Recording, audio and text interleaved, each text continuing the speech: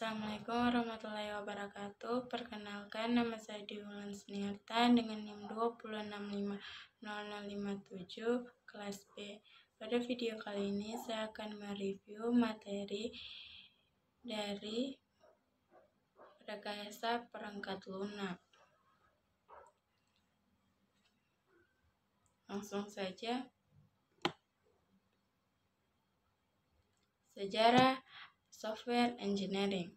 Istilah software engineering digunakan pertama kali pada tahun 1950-an dan awal 1960-an. Saat itu masih terdapat perdebatan tajam mengenai aspek engineering dari perkembangan perangkat lunak. Kemudian pada tahun 1968 dan 1969, Komite Sains NATO mensponsori dua konferensi tentang rekayasa perangkat lunak yang memberikan dampak kuat terhadap pengembangan rekayasa perangkat lunak. Istilah rekayasa perangkat lunak atau RPL secara umum disepakati sebagai terjemahan dari istilah software engineering. Istilah software engineering mulai dipopulerkan pada tahun 1968 pada Software Engineering Conference yang diselenggarakan oleh NATO. Sebagian orang mengartikan RPL hanya sebatas pada bagaimana membuat program komputer. Padahal ada perbedaan yang mendasar antara perangkat lunak, software, dan program komputer. Perangkat lunak adalah sebuah perintah yang digunakan untuk memproses informasi. Perangkat lunak dapat berupa program atau prosedur. Program adalah kumpulan perintah yang dimengerti oleh komputer, sedangkan prosedur adalah perintah yang dibutuhkan oleh pengguna dalam memproses informasi.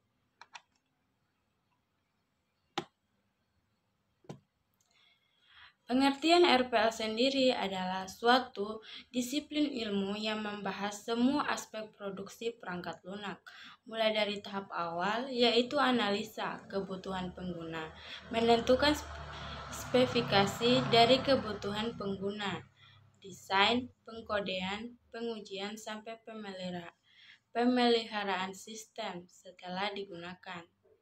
Dari pengertian ini, jelaslah bahwa RPL tidak hanya berhubungan dengan cara pembuatan program komputer.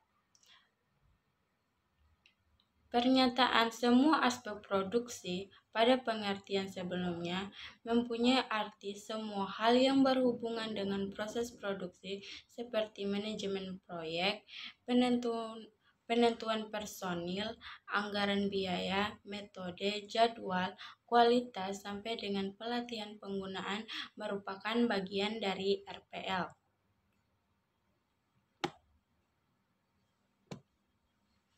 Perangkat lunak merupakan program-program komputer dan dokumentasi yang saling berkaitan. Rekayasa perangkat lunak berasal dari dua kata, yaitu software perangkat lunak dan engineering, yaitu rekayasa. Perangkat lunak adalah source code pada suatu program atau sistem. Perangkat lunak tidak hanya dokumentasi terhadap source code, tapi juga dokumentasi terhadap sesuatu yang dibutuhkan selama pengembangan, instalasi, penggunaan, dan pemeliharaan sebuah sistem. Engineering atau rekayasa adalah aplikasi terhadap pendekatan sistematis yang berdasar atas ilmu pengetahuan dan matematis serta aplikasi tentang produksi terhadap struktur, mesin, produk, proses, atau sistem. Rekayasa perangkat lunak adalah suatu disiplin rekayasa yang berkonsentrasi terhadap seluruh aspek.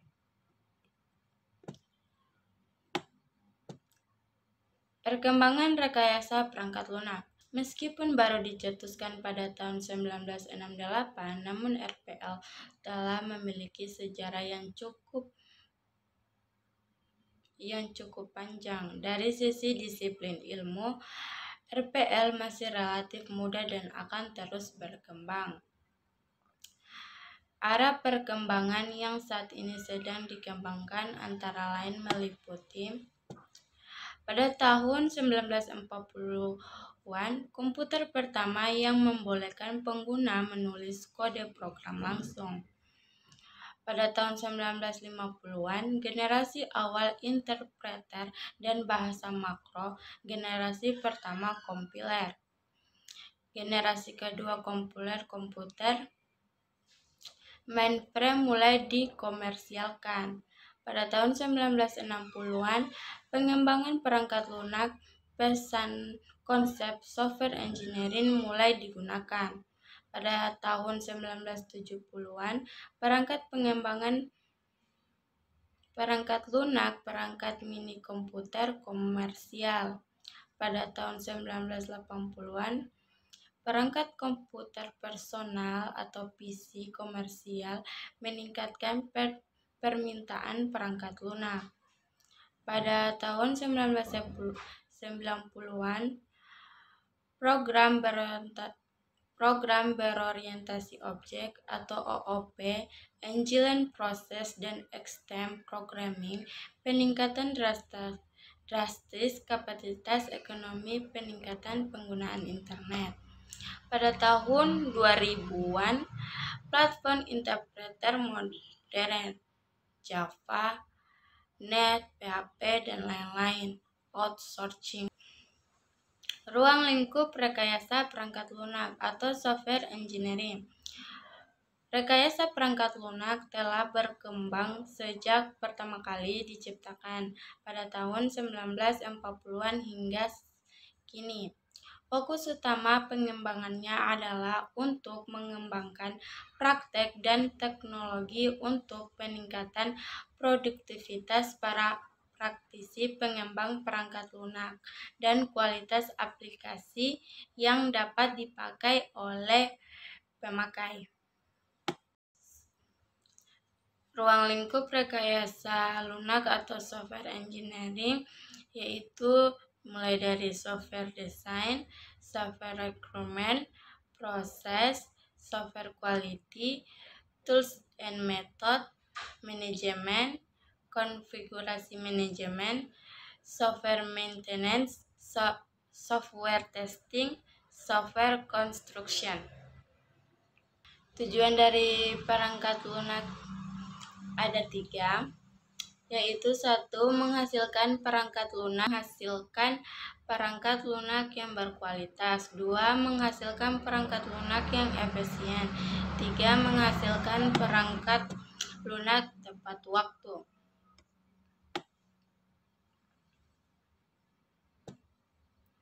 Faktor-faktor yang melatar belakangi munculnya RPL. Yang pertama yaitu ketidakmampuan organisasi memprediksi waktu, usaha, dan biaya atau membangun perangkat lunak. Kedua yaitu perubahan nisbah atau rasio biaya perangkat lunak THD harga perangkat lunak. 3. Kemajuan pesat perangkat keras. Keempat yaitu kemajuan dalam teknik-teknik pembuatan perangkat lunak. Yang kelima yaitu tuntutan yang lebih tinggi terhadap jumlah perangkat lunak.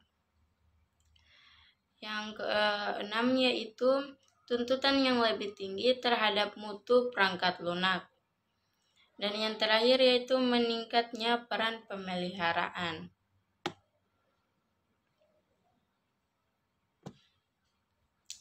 Rekayasa perangkat lunak dan disiplin ilmu lain, yaitu 1. Mencangkup ruang lingkup yang cukup luas, membuat RPL sangat terkait dengan disiplin dengan ilmu lain. Tidak saja subbidang dalam disiplin ilmu komputer, namun dengan beberapa disiplin ilmu lain di luar ilmu komputer. Hubungan terkait RPL dapat dilihat pada gambar di samping ini, yang dimana rekayasa perangkat lunak itu mencakup ilmu manajemen, ilmu matematika, ilmu ergonomika, ilmu manajemen proyek, manajemen kualitas, dan rekayasa sistem.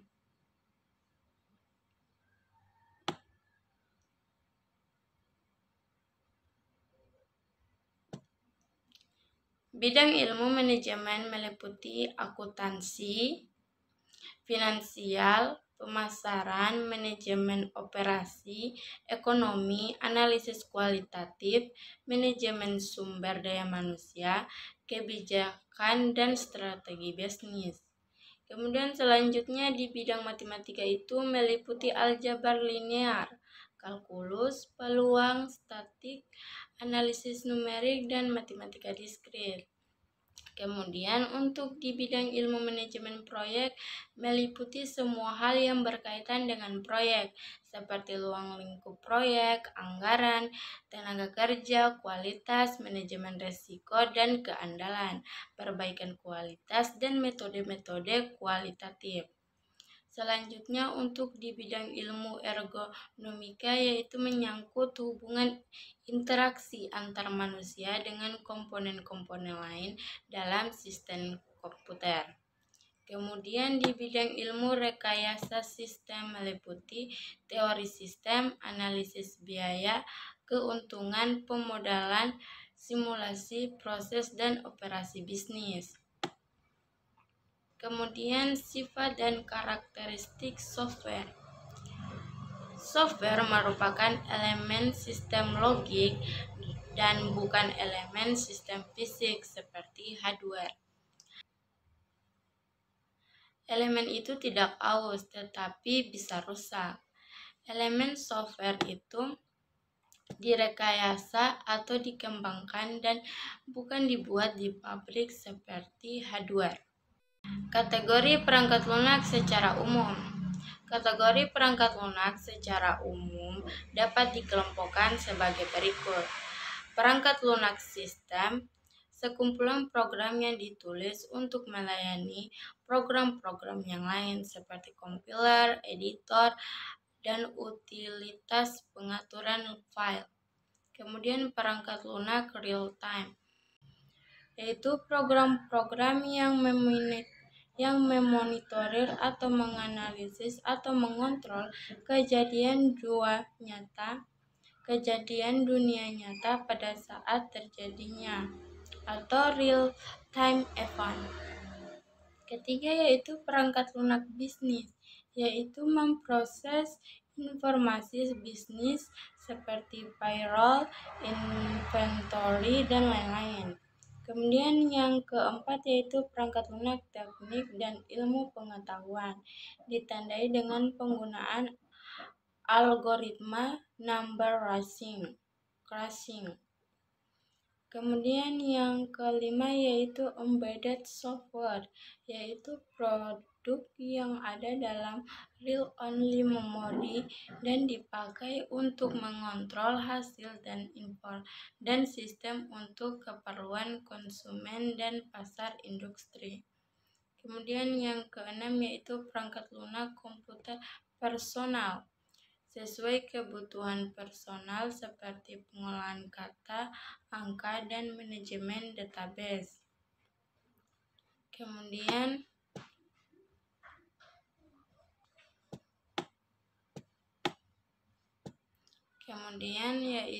terakhir yaitu perangkat lunak kecerdasan buatan, yaitu menggunakan algoritma non-numeris untuk memecahkan masalah kompleks yang tidak sesuai untuk perhitungan atau analisis secara langsung. Selanjutnya yaitu tipe-tipe software. Yang pertama sistem software, yaitu sekumpulan program yang ditulis untuk melayani atau menunjang program lainnya seperti kompiler, editor, utility, sistem operasi, driver, dan prosesor telekomunikasi. Kemudian yang kedua yaitu application software, yaitu program standalone yang digunakan untuk menyelesaikan kebutuhan bisnis tertentu seperti aplikasi untuk memfasilitasi kegiatan bisnis atau pembuatan keputusan teknik atau manajemen seperti point of sale transaction processing, real-time manufacturing process control. Kemudian yang ketiga, engineering and scientific software, yaitu software yang dicirikan dengan algoritma numerik. Aplikasi yang berkisar dari astronomi sampai vulkanologi, analisis otomotif sampai dinamika orbit ruang angkasa. Software ini banyak digunakan dalam bidang engineering dan sains. Contohnya CAD, Computer Aided Design, simulasi sistem. Kemudian yang keempat yaitu embedded software, yaitu software yang disimpan dalam memori tetap atau ROM, read only memory, digunakan untuk mengontrol fungsi sebuah produk. Embedded software ini dijalankan dengan fungsi-fungsi terbatas seperti fungsi digital untuk otomobil atau kontrol bahan bakar, dashboard, dan sistem rem. Kemudian yang kelima, product client software, yaitu merupakan software yang dirancang untuk menyediakan kemampuan khusus yang dapat digunakan oleh banyak user yang berbeda. Contoh Everything Control Product, word processing, spreadsheet, multimedia, manajemen database, game, dan aplikasi keuangan. Kemudian yang keenam yaitu web application atau web apps, yaitu merupakan software yang berpusat pada jaringan. Software ini menyajikan informasi berupa teks atau grafik.